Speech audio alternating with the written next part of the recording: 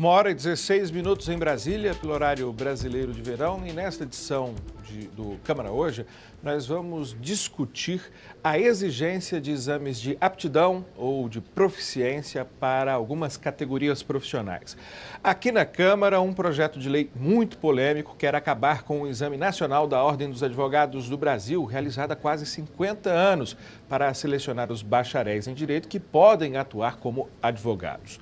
O projeto reacende o debate sobre a necessidade de fiscalizar melhor a qualidade do ensino superior no Brasil.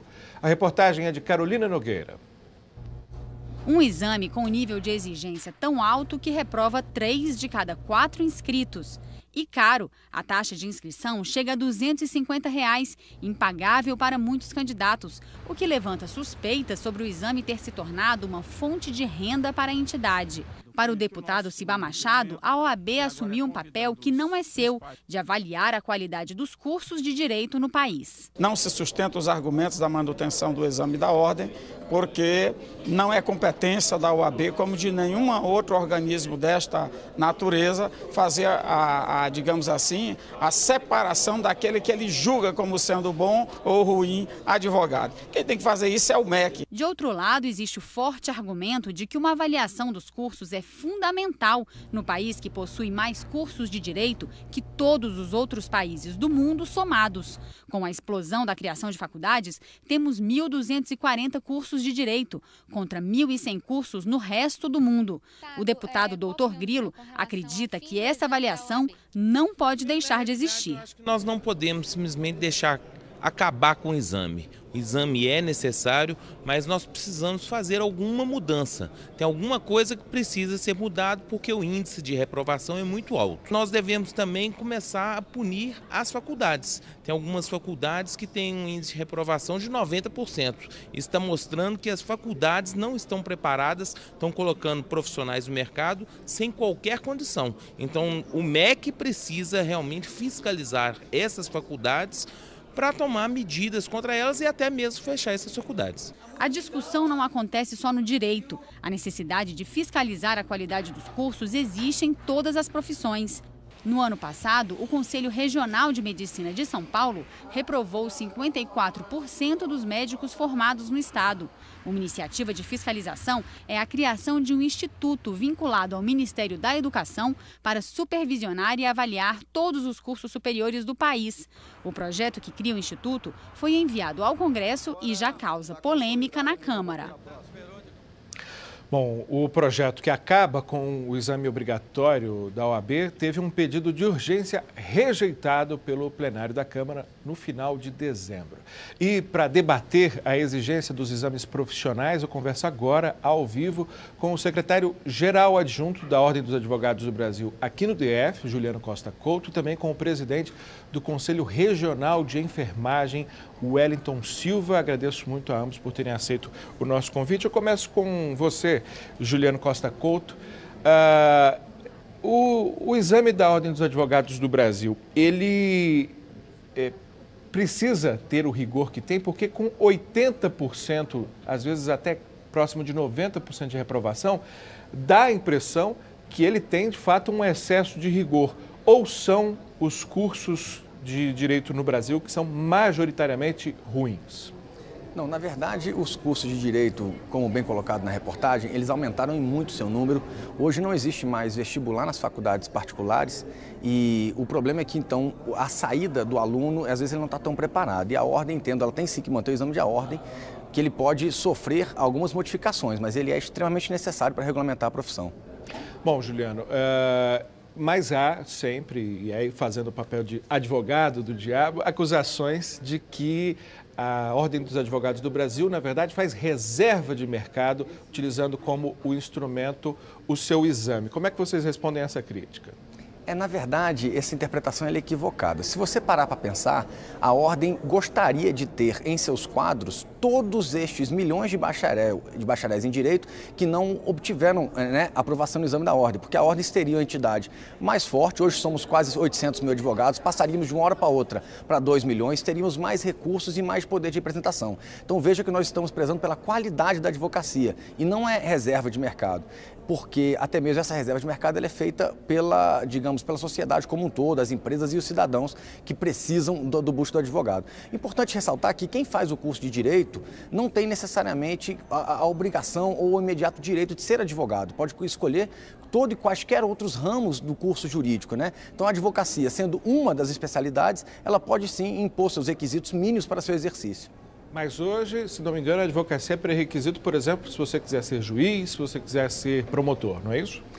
Não necessariamente. Você aqui mesmo na Câmara dos Deputados, dependendo do órgão, na entidade ou setor que você estiver lotado, se você praticar atos vinculados ao exercício da advocacia, inclusive pareceres e tal, sem estar inscrito na OAB, atos jurídicos, inclusive administrativos, você preenche o requisito do tempo mínimo de contato com a profissão, com a prática profissional, e aí sim você pode fazer diversos outros concursos. E a OAB trabalha ou apoia a ideia de que esse modelo que é utilizado hoje na OAB seja estendido a outras profissões? Há várias profissões que têm conselhos pleiteando os seus exames de proficiência. Eu lembro que a OAB foi uma apoiadora, por exemplo, da criação do Conselho Federal de Jornalismo. Nós, jornalistas, não temos um conselho deontológico, um órgão como vocês têm.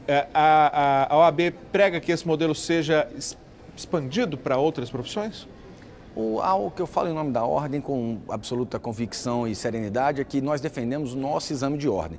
Agora, em relação a outras profissões, óbvio que entendemos isso como conveniente, mas dentro do respeito das liberdades individuais de cada um dos segmentos das profissões, entendemos que elas mesmas podem e são capazes de se regulamentar.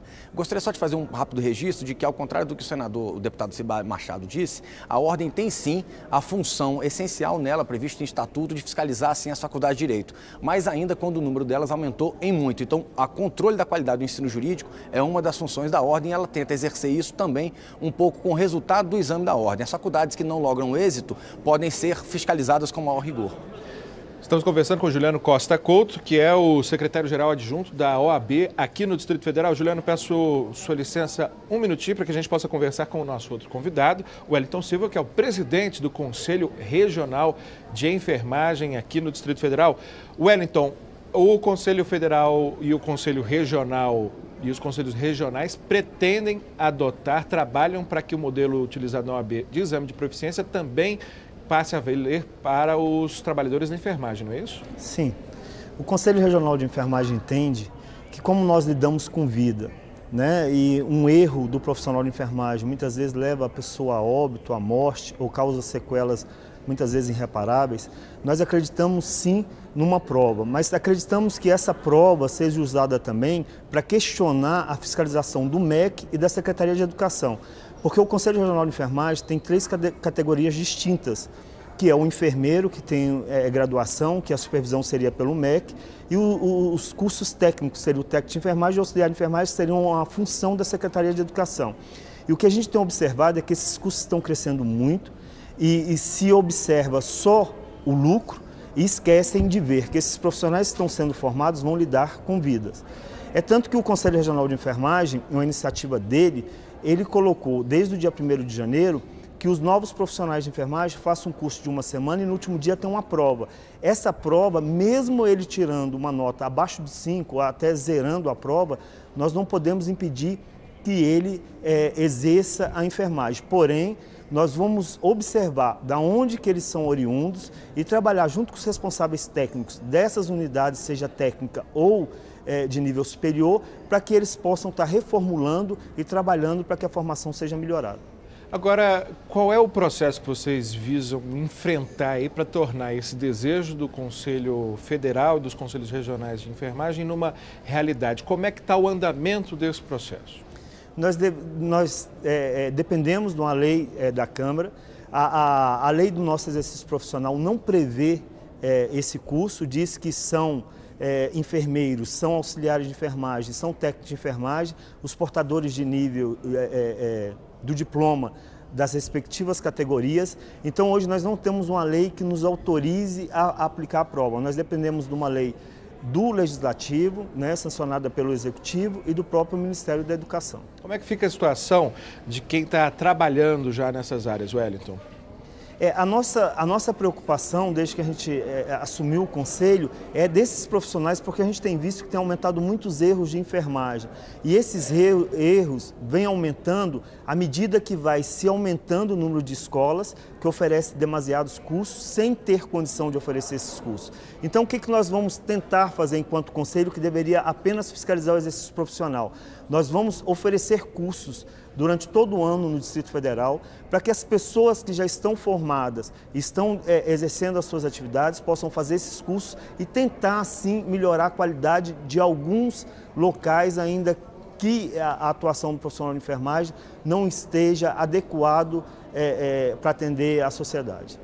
Bom, agora eu quero fazer uma pergunta para os nossos dois convidados, para ambos, para o Juliano Costa Couto, que é o secretário-geral adjunto da OAB aqui no DF, para o Wellington Silva, que é o presidente do Conselho Regional de Enfermagem, que é sobre um aspecto que também sempre levanta muita polêmica, muita crítica, que é o custo, não só de pagar já a anuidade dos referidos conselhos, mas também pagar por essa prova, que em geral é caro, se não me engano, a inscrição na prova da OAB custa algo em torno de R$200, me corrija se eu estiver errado, Juliana. Há muita crítica de que os próprios conselhos que têm status de autarquia, né, são órgãos públicos em um bom sentido, são formas de tirar dinheiro dos trabalhadores, especificamente também essas provas. Como é que vocês respondem a essa crítica, que é cada vez mais comum, principalmente aqui na Câmara dos Deputados, dos grupos que são contrários à aplicação dos exames?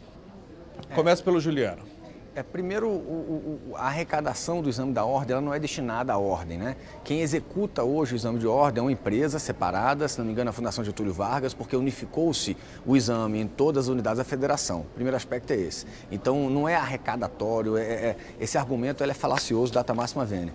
Num segundo aspecto, é importante registrar que aquele que comprovar a sua necessidade jurídica de carência econômica para fazer a prova, ele tem a isenção de sua inscrição deferida, né? Desde que comprove, sim, a sua necessidade. Esse seria um aspecto indispensável. Então, quer dizer, não há essa sana arrecadatória. O que quer nos parecer é que, às vezes, o movimento contra o exame da ordem, ele se vê muito fortalecido com o apoio de faculdades que não preenchem os requisitos de qualidades técnicas educacionais, como bem registrou o presidente do Corém. Juliano Costa Couto, secretário-geral adjunto da OAB-DF, e agora a resposta do Wellington Silva sobre a questão do custo dessas provas de proficiência. Sim, esse curso que nós estamos dando em Brasília é gratuito para os profissionais, novos profissionais de enfermagem. Nós acreditamos que a primeira prova deva ser gratuita, bancada pelo Conselho. E a partir do momento que comece a haver as reprovações, as próximas provas seja bancada pelo profissional que vai fazer essa prova. Bom, quero agradecer muitíssimo mais uma vez os nossos dois convidados, Juliano Costa Couto, secretário-geral adjunto da OAB aqui no DF, Wellington Silva, presidente do Conselho Regional de Enfermagem. Esse debate continua, o ano legislativo está apenas começando, um debate que sem dúvida vai chamar muita atenção e os senhores serão sempre os nossos convidados aqui para debater e aprofundarmos nesse tema. Mais uma vez, muitíssimo obrigado. Obrigado. Nós que agradecemos. Obrigado. Bom,